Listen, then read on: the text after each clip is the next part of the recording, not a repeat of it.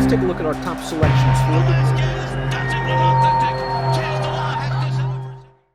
Hi everybody, Dan Illman here, taking a look at race number 8 at Keeneland on Sunday. Let's throw up the field for the Grade 2 Bourbon Stakes, an important prep for the Breeders' Cup Juvenile Turf. The Bourbon to be contested at 1 1/16 on the Keeneland Turf Course. The race obviously for 2-year-olds. It's a big field. It has a little bit of everything. You've got horses trying turf for the first time, like the well-regarded number 10 Muta Sabek, recently third in the Grade 1 Hopeful. The number 7 Blame the Booze, stakes placed in an off-the-turf race last time out. You've got some quality pedigrees in here.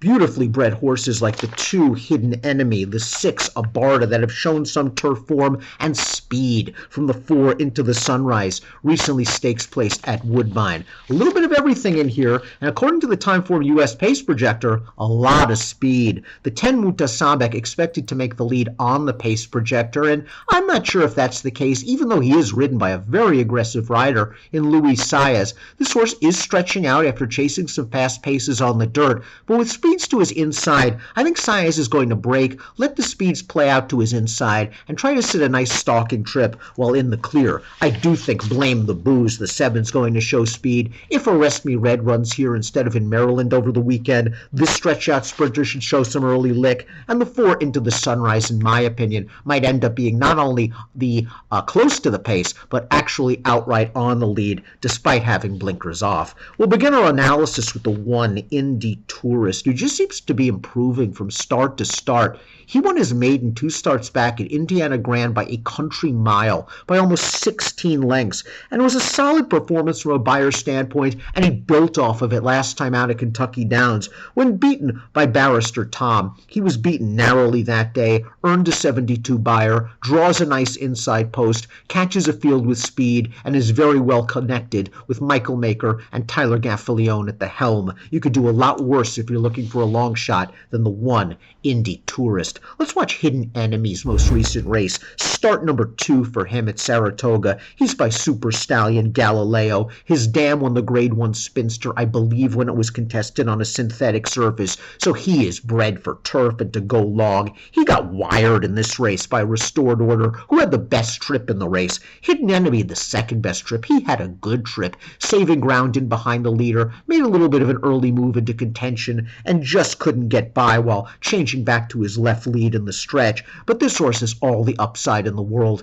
and his Buyer's speed figures put him in the mix, despite him being a maiden facing winners. I also like this inside post. The 3 is really slow, and he hasn't exactly lived up to his name just yet, but compared to some of the others in this race, he's really slow on the Buyer's speed figure standpoint, his best being a 61 when well beaten by Barrister Tom last time out in the Juvenile. A maiden winner 2 starts back at Ellis Park. He's a half to a stakes placed turf runner. The dam was stakes placed on dirt. He has a solid pedigree, but perhaps limited upside after 6 starts, and he's going to have to run faster. The 4 is Into the Sunrise. Let's watch his most recent effort, the Soaring Free Stakes at Woodbine. Into the Sunrise showed good speed from the start, but he went a rather tepid pace. The opening quarter 23 flat, and he was loose doing so. He's run down late, however, by a talented horse.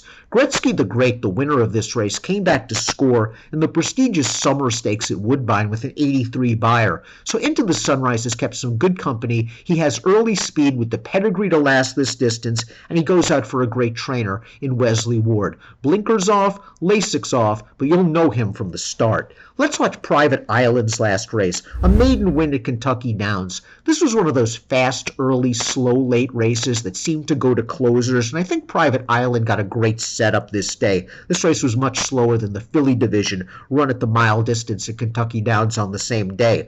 This horse is very well connected, however. He's a half to the Grade 3 stakes-winning turf horse Thatcher Street. He's trained by a good horseman in Ian Wilkes, who seems to improve them race after race after race after race. I'm expecting Private Island to be coming into form, and he'll be running late, given a good pace situation. Abarta is the number 6, so we're going to watch this one's debut at Ellis Park, a game performance from off the pace to just win by a nose. He's by Into Mischief. The dam was a Grade 2 place turf router, and Abarta showed a lot of heart and determination, while no secret on the tote board. Bet hard to 11 to 10 odds for a very talented trainer in Brad Cox. Humberto Rispoli picks up the mount. He is a top turf rider in Southern California, and Abarta is a horse that you can expect to improve from a buyer standpoint in start number 2.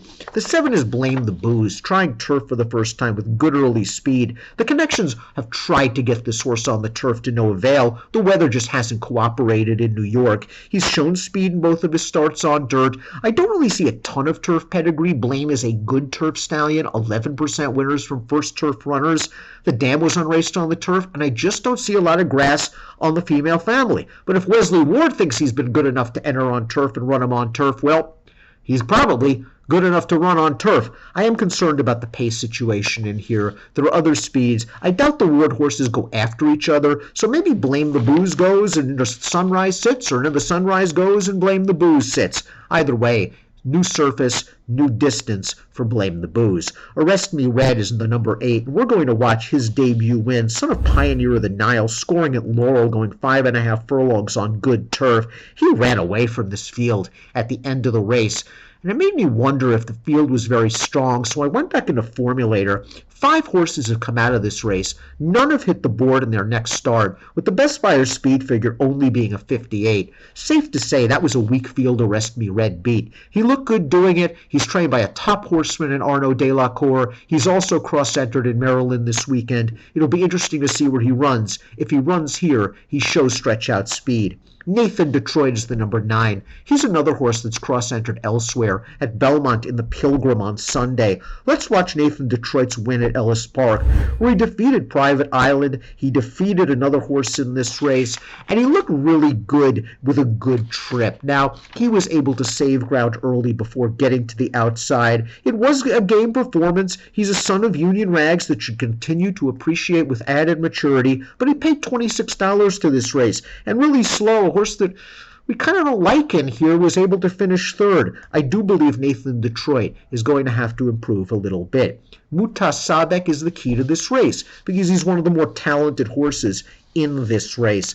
Muta Sabek won his career debut very impressively at Saratoga. He was well bet that day for the Todd Pletcher barn. His second start, they ran him in the hopeful against the best 2-year-old in the country, arguably the 2 best 2-year-olds in the country, Jackie's Warrior, Reinvestment Risk. He didn't make a dent. It's interesting that Todd's running him here instead of in the Breeders' Futurity. He's by Into Mischief, a 14% first turf stallion. The dam won sprinting on the turf. The dam a half to a turf, a stakes-placed runner. Not a ton of turf in this pedigree, but this horse has shown some ability and seems to be working well on the turf in New York. I guess he'll be forwardly placed under Luis Saez, and I think he's a very dangerous threat.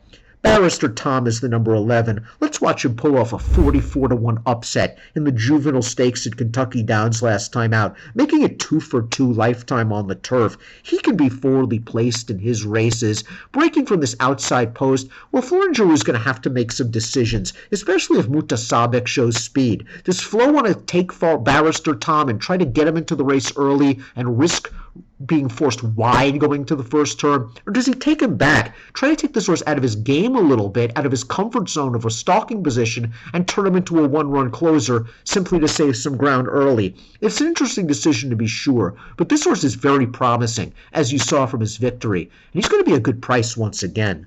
Spyglass completes this field for Steve Asmussen. We'll watch his win. This is your typical Asmussen move, where a horse just improves second time out in maiden races.